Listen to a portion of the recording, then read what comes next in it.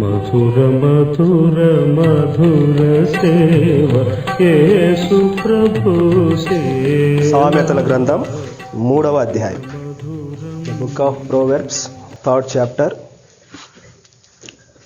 verses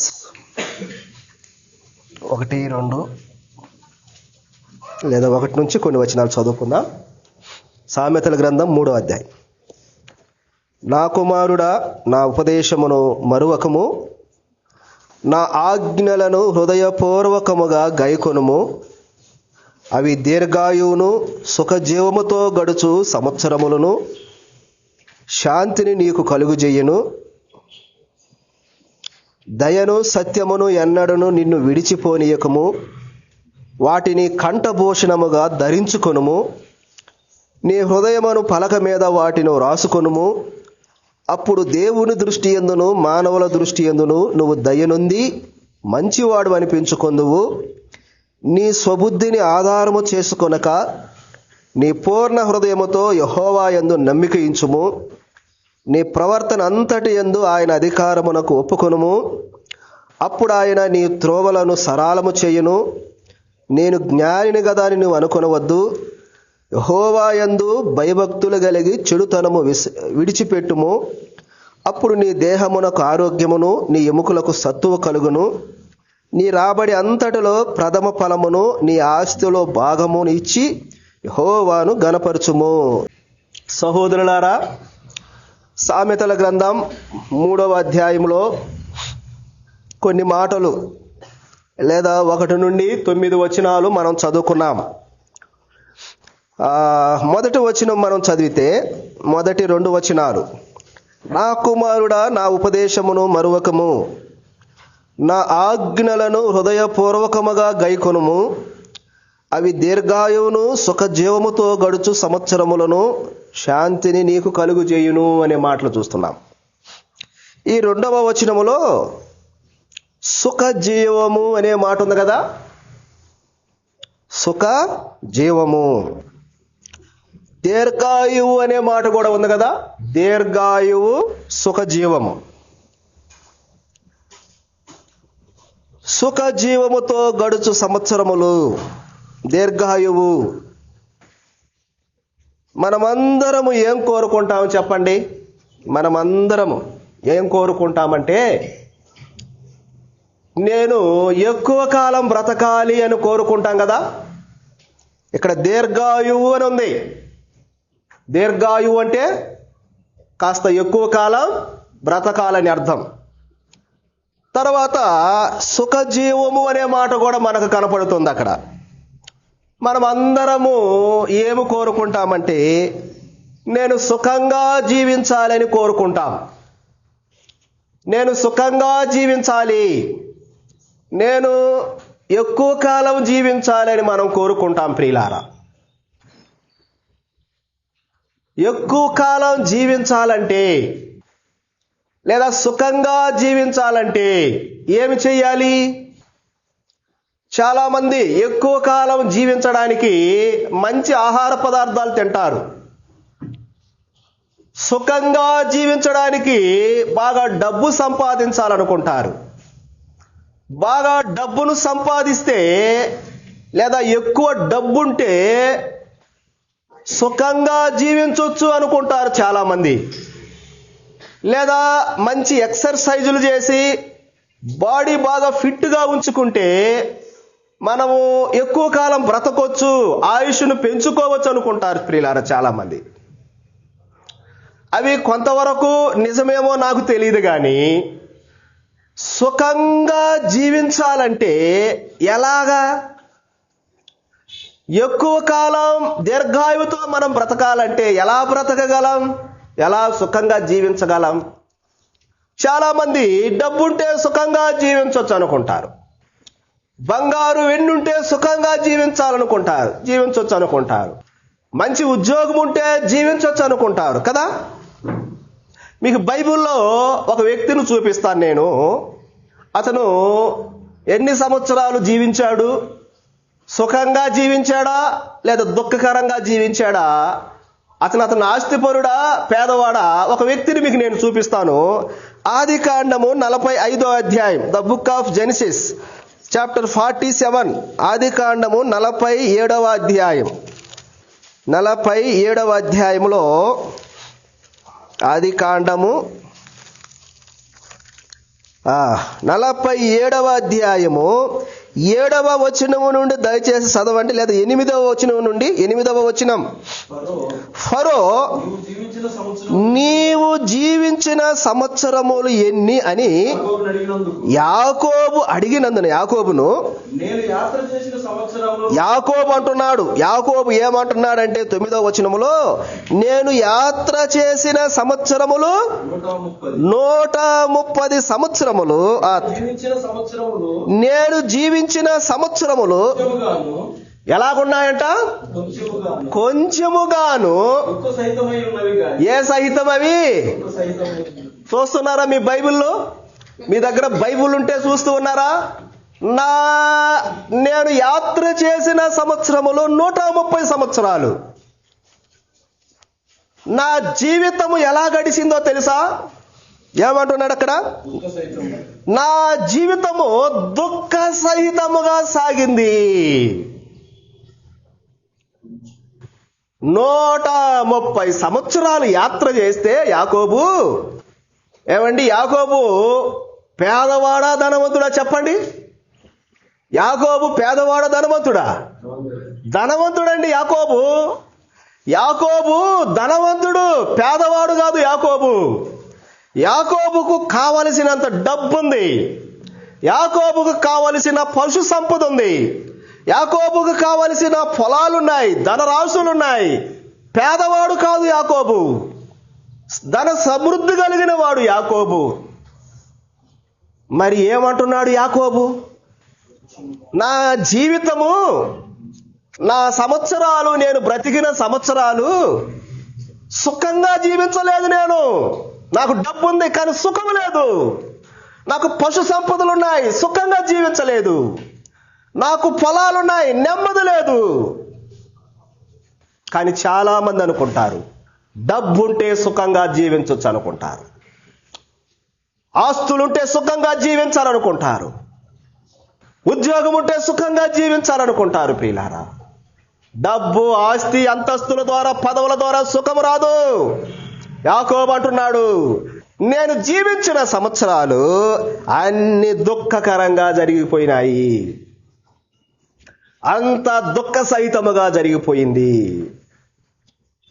తమిళనాడులో ఉన్నాడు ఒక ఆయన యాక్టర్. ఎప్పుడో ఒకసారి తమిళనాడులో వరదలు వస్తే 500 కోట్లు ఇచ్చాడంట ఆయన. ఎంత సహాయం చేశాడు? 500 కోట్లు ఇచ్చాడంట ఆయన. ఆయన అంటాడు, నాకు నెమ్మది లేదు అంటున్నాడు ఆయన, నాకు సంతోషము లేదు అంటున్నాడు ఆయన, నాకు తృప్తి లేదు అంటున్నాడు ఆయన. 500 కోట్లు సహాయం చేసిన ఆయన తృప్తి లేదంటున్నాడండి. ఏమి, డబ్బు ద్వారా తృప్తి లేదా మానవుడికి? ధనము ద్వారా తృప్తి లేదా మానవుడికి? భూలోకములో సుఖవంతమైన జీవితము, సుఖజీవము డబ్బు ద్వారా రాదు ప్రియులారా, డబ్బు ద్వారా రాదు.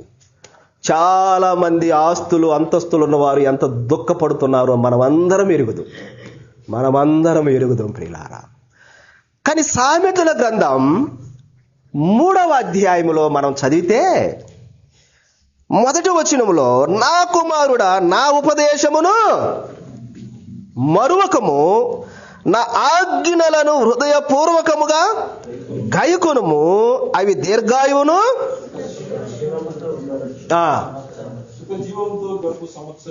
గమనించండి, సుఖవంతమైన జీవితము ఎక్కడ దొరుకుతుందంటే ఇదిగో ఈ బైబిల్లో ఉంది. నువ్వు సుఖంగా జీవించాలంటే, నీవు దీర్ఘాయువుతో ఉండాలంటే, భూలోకములో ఏ గ్రంథములో నీకు కనపడదో సుఖవంతమైన జీవితం. భూలోకములో ఏ మతములో నీకు కనపడదో సుఖవంతమైన జీవితం. భూలోకములో దేవుళ్ళు అనబడిన వారు, దేవతలు అనబడిన వారు చాలా మంది ఉన్నారు, అక్కడ కూడా నీకు దొరకదు సుఖవంతమైన జీవితం. మరి ఎక్కడ దొరుకుతుంది? సుఖవంతమైన జీవితం ఎక్కడ దొరుకుతుంది? మనం అందరం కోరుకుంటాం కదండి, నేను సుఖంగా ఉండాలని కోరుకుంటాంగా, నేను కాస్త ఎక్కువ రోజులు బ్రతకాలని కోరుకుంటాం కదా. దుఃఖంగా జీవించాలని ఎవరైనా కోరుకుంటారా చెప్పండి? ఎవరు కోరుకోరు ప్రియులారా. సుఖంగా జీవించాలంటే బైబిల్లో అనేక సంగతులు మనకు రాయబడి ఉన్నాయి. నేను వాటన్నిటిని చూపించలేను, కానీ ఈ మూడవ అధ్యాయంలోనే ఈ సామెతల గ్రంథం ఈ 3వ అధ్యాయంలోనే సుఖంగా జీవించాలంటే మనం ఏమి చేయాలో నేను ఇక్కడ కొన్ని మాటలు చెప్పి నా వర్తమానాన్ని ముగిస్తాను. మనం సుఖంగా జీవించాలంటే ఏం చేయాలి చూడండి. మొదటి వచనం 2వ లైన్లో లేదా మొదటి వచనంలో, నా కుమారుడా నా ఉపదేశమును ఏం మరుస్తారు? చాలా మంది ఏం మరుస్తారు చెప్పండి?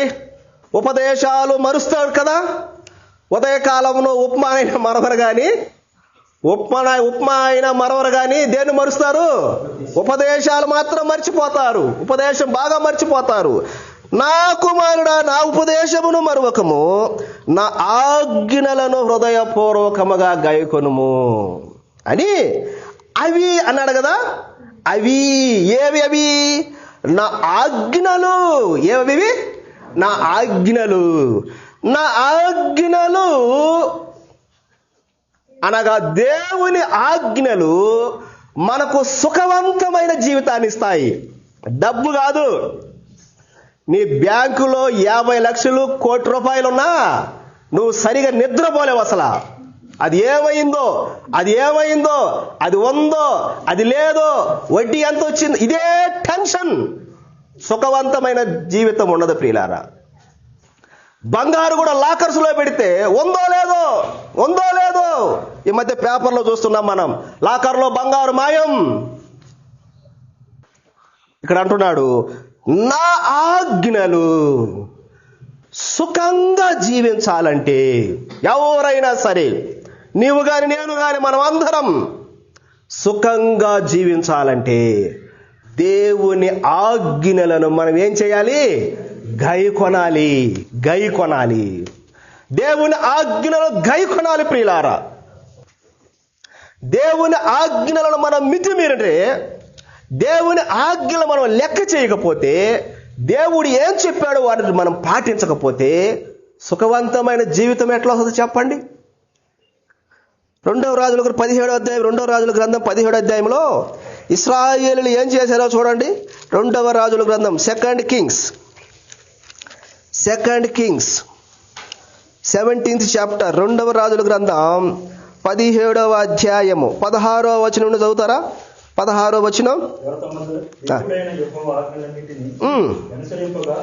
తమ దేవుడైన యెహోవా ఆజ్ఞలన్నిటినీ అనుసరింపక పోత విగ్రహములైన 2 దూడలను చేసి దేవతా స్తంభములు నిలిపి ఆకాశ సమూహములను నమస్కరించి బయలుదేవతలను పూజించిరి. బయలుదేవతలు ఏం చేస్తున్నారు? యెహోవా ఆజ్ఞలను అనుసరింపక. ఇశ్రాయేలీయులు యెహోవా ఆజ్ఞలను అనుసరింపక పోత విగ్రహాలు చేసుకుంటున్నారు, దేవతా స్తంభాలు చేసుకుంటున్నారు. దేవుడు ఇశ్రాయేలీయులకు ఏం ఆజ్ఞాపించాడంటే, ఓ ఇశ్రాయేలీయులారా, నేను రోషము కలిగిన దేవుడను, నేను పౌరుషము కలిగిన దేవుడను, ఆకాశమునకు భూమికి సృష్టికర్తను, ఆకాశము భూమి నన్ను పట్టజాలవు, ఆకాశము నా సింహాసనము, భూమి నా పాదపీఠం, నేనే మీకు దేవుడను.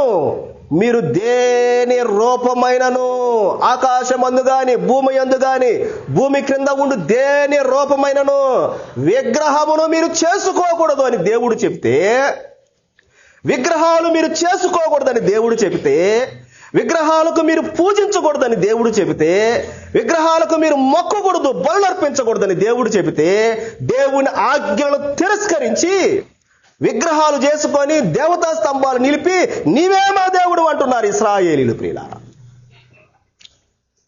పరలోకములో ఉన్న దేవుని విడిచిపెట్టి ఒక బొమ్మలు చేసుకుని నీవే మా దేవుడు, నీవే మా దేవుడు, నీవే మా దేవుడు. దేవుని ఆజ్ఞలను అనుసరింపక పోత విగ్రహాలు, దేవతా స్తంభాలు నిలుపుకొని వాటికి మ్రొక్కితే సుఖంగా ఎలా జీవిస్తారండి? ఎలా సుఖవంతమైన జీవితం వస్తుందో చెప్పండి. ఈనాడు క్రైస్తవులు కూడా మరియమ్మ బొమ్మను పెట్టుకుంటున్నారు, యేసు ప్రభు బొమ్మలు పెట్టుకుంటున్నారు, సెయింట్ పీటర్, సెయింట్ పాల్ వాళ్ళ బొమ్మలు తెచ్చుకొని ఇళ్ళల్లో పెట్టుకుంటున్నారు. ప్రియులారా, పోత విగ్రహాలు, దేవతా స్తంభాలు. ఇశ్రాయేలీయులు పాపము చేసినందువలన చెదిరిపోయారు లోకమంతా. వారు ప్రపంచంలో ఇశ్రాయేలు జాతి వారు అనుభవించిన శ్రమలు ఏ జాతి వారు అనుభవించలేదండి. ఎవరు అనుభవించలేదు. వాడు పడిన కష్టాలు, వాళ్ళు అనుభవించిన శ్రమలు, వారు పడిన అన్ని కష్టాలు ఈ ప్రపంచంలో ఏ దేశము కానీ ఏ జాతి గారు అనుభవించలేదు ప్రియులారా. కాబట్టి సుఖవంతమైన జీవితం కావాలంటే ఏమనుసరించాలి మనం? దేవుని ఆజ్ఞలు. ఏమనుసరించాలి? దేవుని ఏం చెప్పాడు దేవుడు? ఏ ఆజ్ఞలు చెప్పాడు? విగ్రహాలు చేసుకోకూడదు, విగ్రహాలు ఉండకూడదు, పరిశుద్ధంగా జీవించాలి, ప్రార్థన చెయ్యాలి, ఒకళ్ళని కొట్టకూడదు, ఒకళ్ళని తిట్టకూడదు, అన్యాచారాలు చేయకూడదు. అయ్యానండి దేవుని ఆజ్ఞలు. నరహత్య అంత పెద్ద ఏం మనం చేయలే. ఇలాంటి ఆజ్ఞలు మనం పాటిస్తే అవి ఏమన్నాడు అక్కడ? నా ఆజ్ఞలను హృదయపూర్వకముగా గైకొనుము. అవి ఆ ఆజ్ఞలు, ఆ దేవుని మాటలు, ఆ దేవుని ఉపదేశము మనకేమిస్తుంది చెప్పండి? సుఖవంతమైన జీవితాన్ని ఇస్తుంది. సుఖంగా జీవించాలంటే డబ్బు కాదు కావాల్సింది. డబ్బు అవసరమే, మన అవసరాలకు అది కావాలి. కానీ దాని ద్వారా మనకు నెమ్మది ఉండదు, దాని ద్వారా సంతోషం రాదు, దాని ద్వారా సుఖం రాదు. కానీ దేవుని ఆజ్ఞల ద్వారా సుఖం, దేవుని ద్వారానే సుఖవంతమైన జీవితాన్ని మనం జీవించగలం ప్రియులారా. తర్వాత ఇంకొక మాట నేను చూపిస్తాను. 5వ వచనం చదవండి. సామెతలు 3:5. నీ స్వబుద్ధిని ఆధారము చేసుకొనక నీ పూర్ణ హృదయముతో యెహోవా యందు నమ్మిక ఉంచుము. రెండవ మాట, మొదటిది ఏంటంటే ఆయన ఆజ్ఞలను పాటించాలి. రెండవది యెహోవా యందు ఏముంచాలా? నమ్మకము అంటే విశ్వాసం, అంతే కదా? నమ్మకం అంటే విశ్వాసం. సుఖంగా జీవించాలంటే, సుఖవంతమైన జీవితానికి చాలామంది యూట్యూబ్లో చెప్తుంటారు కదా, సుఖవంతమైన జీవితానికి 7 మెట్లు. అవి ఎందుకు పనికిరావయి? సుఖంగా జీవించాలంటే, మనము నెమ్మదిగా బ్రతకాలంటే, మనం సంతోషంగా జీవించాలంటే, దుఃఖకరంగా మన జీవితాలు లేదా మన సంవత్సరాలు గడపకుండా ఉండాలంటే, సంతోషంగా సుఖంగా మనం జీవించాలంటే మనం చేయాల్సిన పని ఒకటే ఉంది. దేవుని యందు ఏముంచాలి? నమ్మిక ఉంచాలి, విశ్వాసం ఉంచాలి. దేవుని యందు విశ్వాసం ఉంచాలి, ప్రభువునందు విశ్వాసం ఉంచాలి. సుఖవంతమైన జీవితము లేదా జీవం అనేది ప్రియులారా యేసుక్రీస్తు ప్రభువునందు విశ్వాసం ఉంచుట ద్వారా వస్తుంది. సుఖవంతమైన జీవితము యేసు ప్రభువును నమ్ముకోవడం ద్వారా వస్తుంది. యేసు ప్రభువును నమ్ముకోవటం ద్వారా వస్తుంది. సుఖవంతమైన జీవితము, నెమ్మదికరమైన జీవితము, సంతోషకరమైన జీవితము నీకు భూలోకములో ఏ దేవతల దగ్గర దొరకదు, ఏ దేవుడి దగ్గర దొరకదు, ఏ మతాలలో దొరకదు. కానీ సుఖవంతమైన జీవితం కలగాలంటే అది ఒకే ఒక మార్గం, అది ఒకే వ్యక్తిలో దొరుకుతుంది. ఆయన ఎవరంటే మన ప్రభు అయిన యేసుక్రీస్తు. అనేక మంది సాక్ష్యాలు మనం వింటూ ఉన్నాం.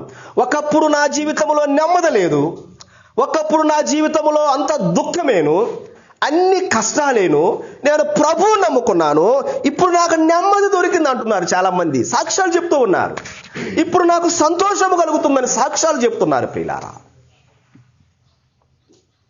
సుఖవంతమైన జీవితం ప్రభువునందు విశ్వాసం ఉంచుట ద్వారా.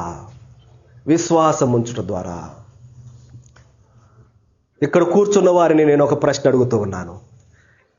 ఇంకా ఎవరైనా ప్రభువునందు విశ్వాసం ఉంచలేదా? ఇక్కడ ఇంకా ఎవరైనా ప్రభువును నమ్ముకోలేదా? ఇంకా ఎవరైనా పాపములోనే జీవిస్తున్నారా? ఇంకా పాపములోనే నాకు పాపమే బాగుంది, నాకు ఈ లోకమే బాగుంది, ఈ లోక ఆకర్షణలే బాగున్నాయి, అమ్మో ఆ దేవుడిని నమ్ముకుంటే అన్ని మానేయాలంట, ఆ దేవుడిని నమ్ముకుంటే నిష్ఠగా ఉండాలంట, ఆ దేవుడు మనకొద్దయ్యా. ప్రియులారా, యేసు ప్రభువును నమ్ముకుంటే నెమ్మది. యేసు ప్రభువును నమ్ముకుంటే పాపాలకు ఏం కలుగుతుంది? క్షమాపణ. యేసు ప్రభువును నమ్ముకుంటే చనిపోయిన తర్వాత ఎక్కడికి పోతాం? పరలోకానికి పోతాం. ఎక్కడికి పోతాం? పరలోకానికి వెళ్తాం. ఏమి నమ్మకపోతే పరలోకానికి పోమంటే యేసు ప్రభువునందే పరలోకం. ఆయన అన్నాడు, నేనే మార్గం, నేనే సత్యం, నేనే జీవం, నా ద్వారా తప్ప పరలోకానికి ఎవరు రాలేనన్నాడు. పరలోకానికి మార్గం మన ప్రభు అయిన యేసుక్రీస్తే. ప్రియులారా, పరలోకానికి మార్గం ప్రభు అయిన యేసుక్రీస్తు. ఇంక వేరే మార్గాలు లేవు. ఎప్పుడు చనిపోతామో మనకు తెలియదు. ఈ జీవము గాలిలో ఎప్పుడు కలిసిపోద్దో మనకు తెలియదు. ఈ ప్రాణం ఎప్పుడు ఎగిరిపోద్దో మనకు తెలియదు.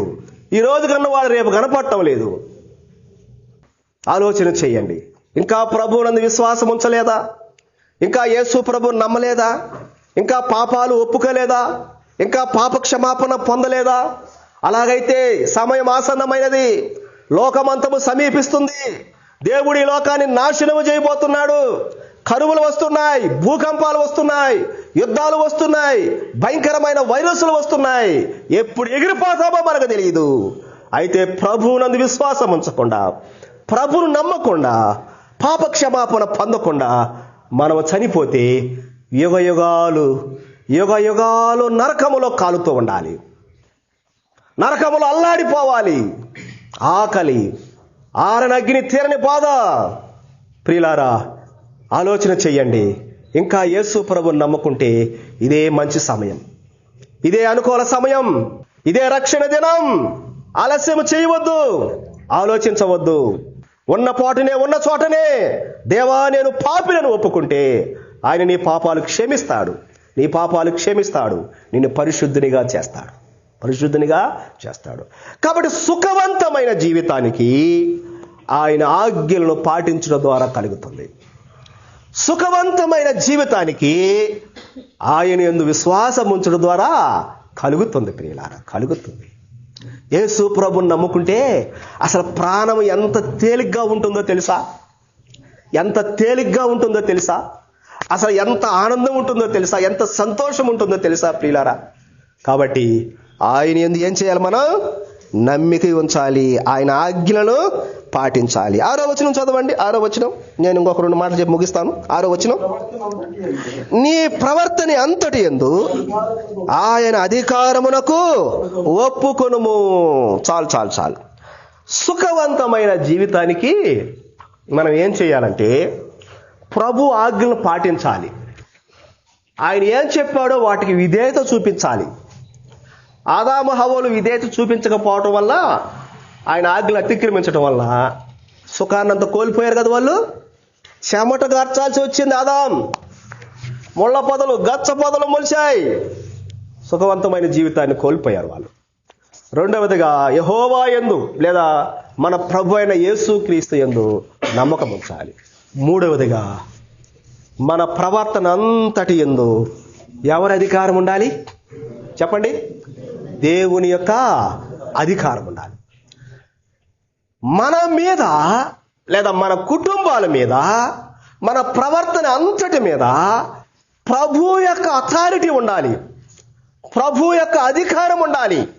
నీ అధికారం కాదు, లేదా నా అధికారం కాదు, భర్త అధికారం కాదు, భార్య అధికారం కాదు, పిల్లల అధికారం కాదు. కొన్ని కుటుంబాలు చూస్తుంటే భార్య అధికారం చెలాయిస్తూ ఉంటుంది. వాక్యానుసారం కాదండి, అది వాక్యానుసారం కాదు. భర్త మీద భార్య అధికారం చేస్తూ ఉంటుంది. కొన్ని కుటుంబాల్లో పిల్లల అధికారాలు చేస్తూ ఉంటారు, పిల్లలకు అప్పగిస్తారు. పిల్లలకు అధికారాలు చేస్తూ ఉంటారు ప్రియులారా. కుటుంబానికి అధికారి ఎవరో తెలుసా? భర్త.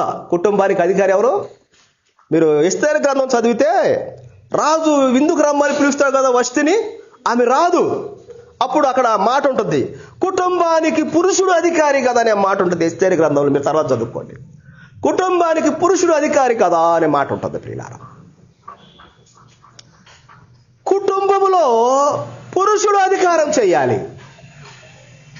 సంఘము మీద, మనందరి మీద ప్రభు అధికారము చేయాలి ప్రియులారా. ఎప్పుడైతే ఈ అధికారాన్ని మనము తృణీకరిస్తామో, దేవుని యొక్క అధికారాన్ని, ప్రభు యొక్క అధికారాన్ని మనం ఎప్పుడు తృణీకరిస్తామో అప్పుడు మనకు సుఖవంతమైన జీవితానికి మనం దూరం అయిపోతాం. ఒక భక్తుడు అన్నాడు, women dominated family will not be blessed always అన్నాడు.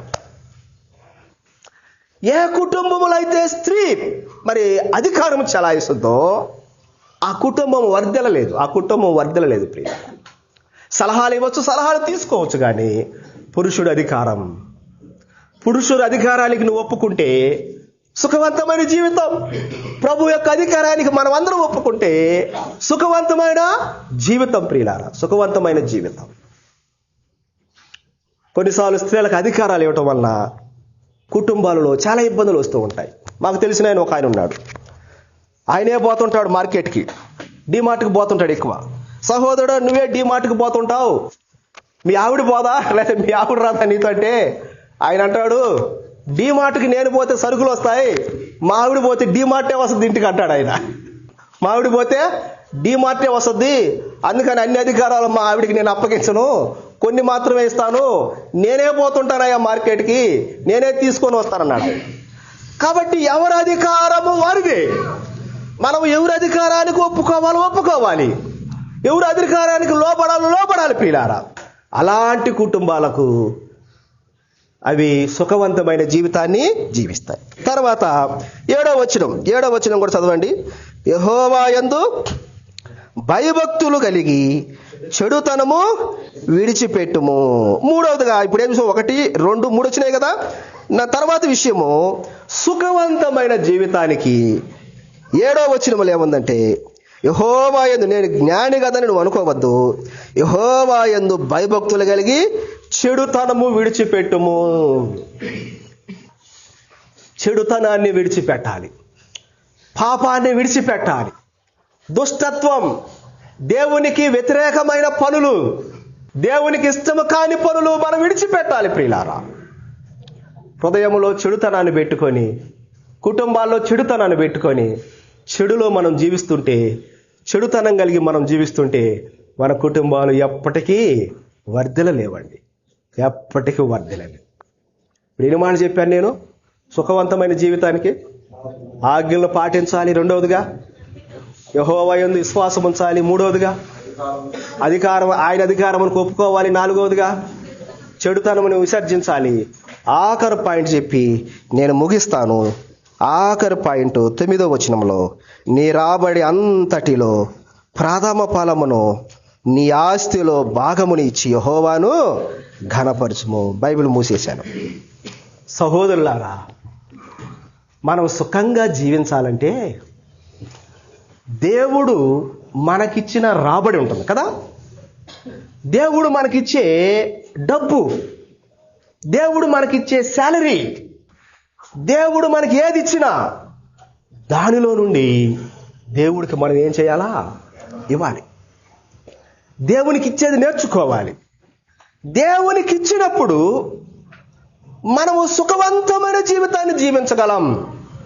దావీదు అంటాడు, నా దేవుని పట్ల నాకున్న మక్కువ చేత అంటాడు ఆయన, నా దేవుని పట్ల నాకున్న ప్రేమ చేత నేను మందిరమునకు రకరకాల వస్తువులను సమకూర్చడమే కాకుండా నా సొంత బంగారాన్ని ఇచ్చారంటాడు కదా, నా సొంత వస్తువులు నేను ఇచ్చారన్నాడు దావీదు. సహోదరులారా, మన రాబడిలో దేవునికి ఇవ్వకుండా, దేవునికి చెందవలసింది దేవునికి ఇవ్వకుండా ఏమిస్తావులే, దేవునికి ఏమిస్తాములే అని ఆ వచ్చేదంతా మనమే మన ఖర్చులకు వాడుకుంటుంటే సుఖవంతమైన జీవితం ఎట్లా వస్తుందో చెప్పండి. ఆజ్ఞను మనం తిరస్కరించే కదా. ఇదేం ఆజ్ఞ కాదనుకోండి, కొత్త నిబంధన ప్రకారం దేవుడు చెప్పాడు. దశమ భాగం అనేది ఆజ్ఞ కాదు కొత్త నిబంధన ప్రకారం.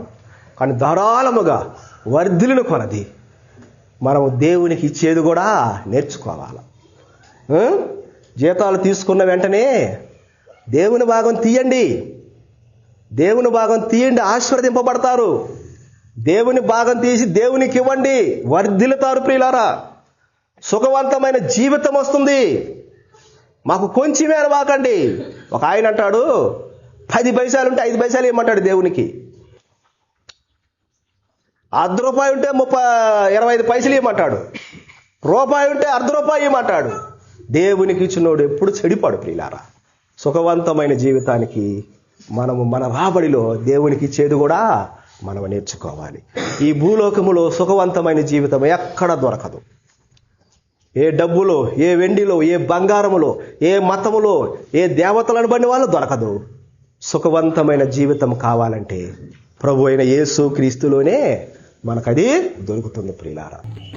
ప్రభు ఈ మాటలు మన నిధులు లేని భారభరిత సేవా, బాష్పశిరులలో మెలగి బాధలను వరించు సేవా, బాధలను వరించు సేవ.